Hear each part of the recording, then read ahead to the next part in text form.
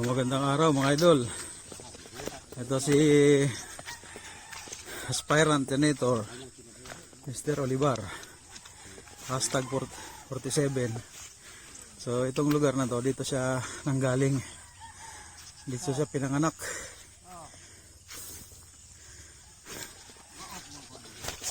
So ito yung So yan yung buhay niya.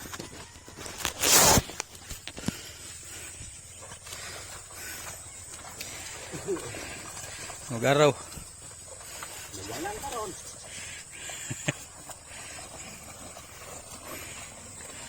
So yan ang buhay ni Kitoy.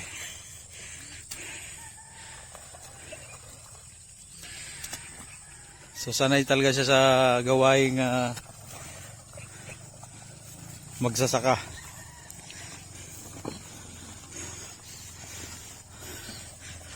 Naso na ano yun siya? Kailan yun si Kitoy? Oo, kababata na ko yan. Ah, babata mo. So tinuhod na siya gikan diri na yung ba yung kinabuhi niya ay lisod. Oo, mauna yung mong kinabuhi dire. Dire. Oo. Ano ang pangalan niyo, sir? Ha? Anong ngalan nimo? Orlando? Kababata mo si sir? Oo. So kabalo talaga siya mag-aro. Oo. So doon sa Dira man ilahang balay. diya sa ibabaw diya. Oo. Ilamag gyapon na diha kanang iyang gikuan ro. Ay yuta diya kay kanila talaga. Oo. Ah. So nung elementary kasama mo siya. Una na siya. Nauna siya. Oo. Ayan si Kitoy, si Mr. Olivar.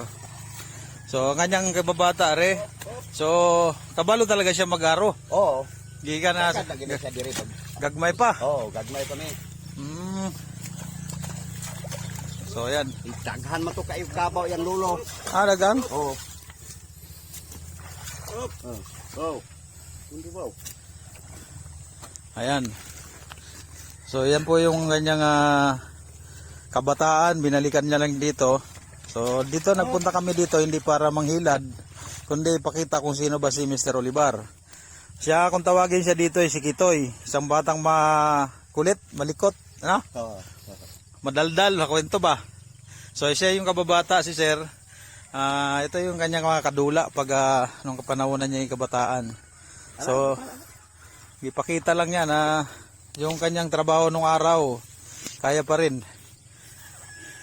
Actually mga idol, hindi ko nga ito maabutan maglakad. Grabe, talo, hingal ko. Bukid. Ay, paninghot na siya, wala pa rin, no?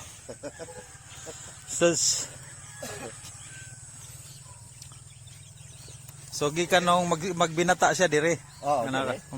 Bisag maghapon pa tagdaro. Gani. Oh, so lisod ang kinabuhi talaga ng Mr. Olivar, no? Gikan sa gagmay pa. Oh, lisod oy ang kinabuhi. Matawag dito yung Mga mahirap ni katama. yung bagan ba yan? Cobra? Ano, cobra? Oo, obra aning mga kampo. Mga cobra lang nito, mga tubo dito sila ganong gagmay si Sir. So ito yung kababataan niya, ito si Kitoy. Si hashtag 47 Olivar, Jose Jesse de la Calzada po. So dito po siya nagmula. Dito, nung bata, hanggang dito. Yan ang buhay nila. Ngayon medyo sinwerte na may sariling yuta na itubuhan. Oo, tubuhan na. So maayo naman pamalakad dire. Oh, may man. So walang reklamo mga trabahante. Wala guro kay wala man pud sila makuan. So suportado naman tawag takdagan niya ng senador. Oh, mo suportar. Para naman sa mga magsasaka magumanda ba ang buhay? Oo. Mapondoan ang magsasaka kasi karon nagkugi ka rire. Pagdating ng ani na yung palay mababa ang presyo, no? Lubo. Maski tubo karon, baba no? So sige sir, maraming salamat. Yes, salamat. Okay. So dito na kami. So hindi yun panghilad yung pinakita ni Sir Bagkos. Pinakita lang niya yung nakasanayan niyang trabaho na mula sa pagkabata. Talagang nagmula sa mahirap na pamilya. Nagtatrabaho, ano ba tawag doon sa Tagalog? Pangupaan ba yung magputol ng tubo? Yun ang buhay nila rito. Maski ang kanyang lola ay nanay niya. Di istorya na nung una in-upload namin. So ito ngayon, umagang ito, pupunta kami sa bayan, malayo ang bayan dito. So may bibiling kami. Ito yung dinadaanan. Ito yung kalsada nito. Mula mga 57 years old na siya. Ito pa rin. Pero sinuwerte lang at mayroon ng, ayun, yun ang buhay nila, yung truck na yun. Ito dapat kahit paano sinemento to kasi may mga nakatira doon sa bundok na yun. Kahit gagmay lang ba o kapirasong semento para yung motor makapanik doon na maayos. Yung problema,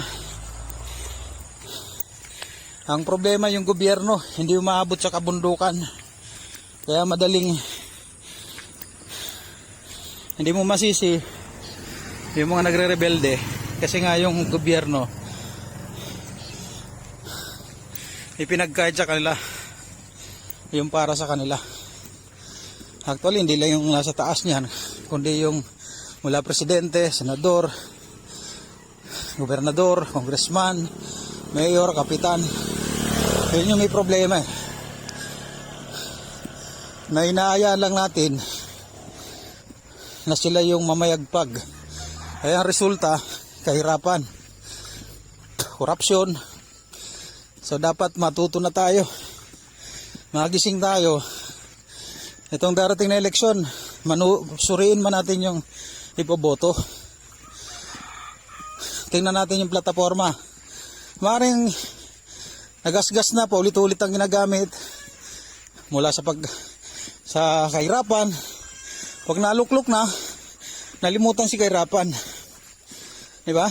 So suriin natin yung mga tumatakbo.